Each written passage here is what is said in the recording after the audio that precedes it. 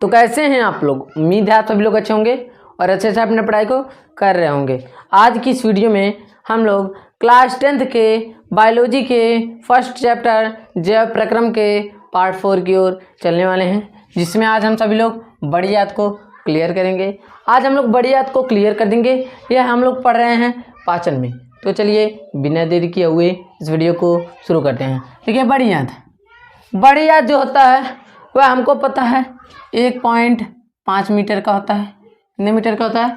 1.5 metre का होता है। बड़ी याद हमारा जो होता है वह 4 प्रकार का होता है। क्या होता है? 4 प्रकार का होता है। एक तो होता है सीकम, दूसरा होता है कोलन, और तीसरा होता है रेक्टम, और चौथा होता है हमारा सिग्मायड खंड। ठीक है, अब देखिए सीकम क्या होता है, एकदम ध्यान से सुनिएगा। सीकम यह क्या होता है? मानव में निष्क्रिय होता है। क्या होता है? मानव में निष्क्रिय होता है। अब क्यों निष्क्रिय होता है? ध्यान से सुनिएगा। सीकम जो होता है यह मानव में निष्क्रिय होता है, और जो पशु जो होते हैं उनमें सक्रिय होता है। क्यों उनमें सक्रिय होता है? क्योंकि जो यह होता है यह सेलुलोज का पाचन करता है। क्या? सेलुलोज का पाचन करता है। सेलुलोज का मतलब जो घास भूस होते हैं, जो जिसमें घास भूस में सेलुलोज पाया जाता है, तो ज़्यादा घास भूस कौन खाते हैं? यानी कि जो जानवर होते हैं वही ज़्यादा घास भूस खाते हैं। उनमें यह क्या होता है? सक्रिय होता है, और हम लोगों में यह निष्क्रिय होता है। क्या चीज़? और इन्हीं में एक बंद नलिका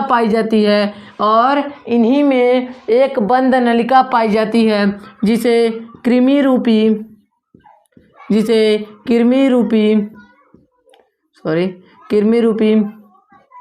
परिसेशिका कहते हैं। क्या कहते हैं? कृमि रूपी परिसेशिका कहते हैं। यानी कि यह क्या है? हम लोगों में निष्क्रिय होता है और शाकाहारी पशुओं में सक्रिय होता है। क्यों होता है? क्योंकि उनमें सेलुलोज का पाचन होता है। सेलुलोज ज़्यादा घास भूस में पाया जाता है। ठीक है, और इनमें एक बंद नलिका पाई जाती है जिसे कृमि रूपी परिसेशिका होता है जी। यानी कि देखिए, जब हम लोगों में क्या होता है, जब हम भोजन को ग्रहण करते हैं, जो खाना होता है, भोजन होता है, अगर कृमि रूपी परिसेशिका में पहुँच गया तो क्या चीज़, जिसमें भोजन का पाचन नहीं होता है, सेलुलोज का पाचन होता है, तब क्या होगा? जो हमारा भोजन है उसी में रह जाएगा, तो उससे हमें रोग हो जाएगा। क्या हो जाएगा? इससे हमें एक रोग हो जाएगा जिसे हम इंग्लिश में अपेंडिक्स कहते हैं। क्या कहते हैं? अपेंडिक्स। सॉरी, लिख दें अच्छी तरीके से। अपेंडिक्स क्या कहते हैं? इसको इंग्लिश में कहते हैं अपेंडिक्स, और हिंदी में इसको कहते हैं उंडुक पुच्छिका। क्या कहते हैं? उंडुक पुच्छिकम। देखिए क्या चीज़ है इनमें, यानी कि जब हम लोगों को खाना कहाँ चला जाता है, उसमें चला जाता है, तो उसमें यानी कि जब हम लोगों का खाना उसमें चला जाता है तो भोजन का पाचन नहीं हो पाता है। जब भोजन का नहीं पाचन हो पाता है तो हमें एक रोग हो जाता है जिसे अपेंडिक्स या फिर उंडुक पुच्छिका कहते हैं। तो इसमें क्या होता है, जो हमारा पेट में क्या होता है, बहुत अधिक दर्द होता है, अत्यधिक दर्द होता है। तो उससे इसका एक ही निवारण है। क्या चीज़? इसका एक ही निवारण है, ऑपरेशन के द्वारा। जो हमारी क्या होती है? सीकम होता है, जिसमें कृमि रूपी परिसेशिका होती है, उस वाले भाग को काट के निकाल दिया जाता है। क्या कर दिया जाता है? उस वाले भाग को काट के निकाल दिया जाता है जिसका हमारे शरीर में कोई काम नहीं होता है। हमारा सीकम क्लियर हो गया। अब कोलन का चलते हैं। कोलन जो होता है वह क्या होता है? कोलन जो होता है वह छोटी आंत के, किसके? वह छोटी आंत के यूनुमा संरचना होती है। इस तरह की संरचना होती है, यू, यानी कि उसके चारों तरफ यूनुमा संरचना होती है। हमारा जो है वह कोलन भी खत्म हो गया। अब रेक्टम, ध्यान से सुनिएगा। रेक्टम क्या चीज़? यह पूरा 12 सेंटीमीटर का होता है। कितने सेंटीमीटर का होता है?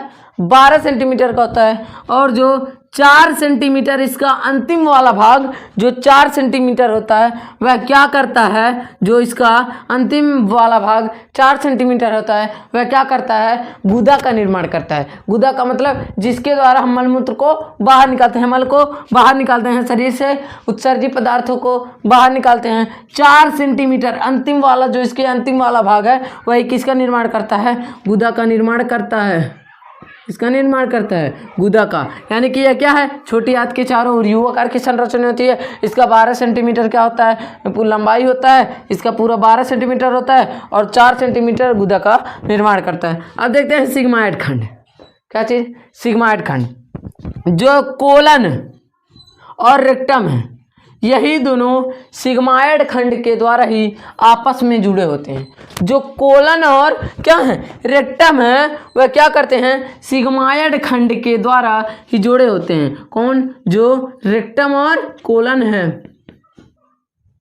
जो रेक्टम और कौन है, कोलन है, यह एक दूसरे से किसके द्वारा जुड़े होते हैं, सिग्माइड खंड के द्वारा जुड़े होते हैं। देखिए आज की इस वीडियो में हम बड़ी आंत को भी क्लियर कर चुके हैं। अगर आप सभी को इन सभी का PDF चाहिए एकदम डिटेल में, 73 17 79 29 11 इस नंबर पर व्हाट्सएप पर आप सभी लोग मैसेज कर दीजिए कि PDF चाहिए, तब हम आपको एक ग्रुप में ज्वाइन करेंगे, फिर उसी ग्रुप में आप सभी को PDF मिलता रहेगा। अगर आप सभी को वीडियो अच्छा लगा हो, वीडियो को एक लाइक एंड चैनल को सब्सक्राइब करें। अब हम मिलेंगे अगले वीडियो में किसी और टॉपिक के साथ। जय हिंद।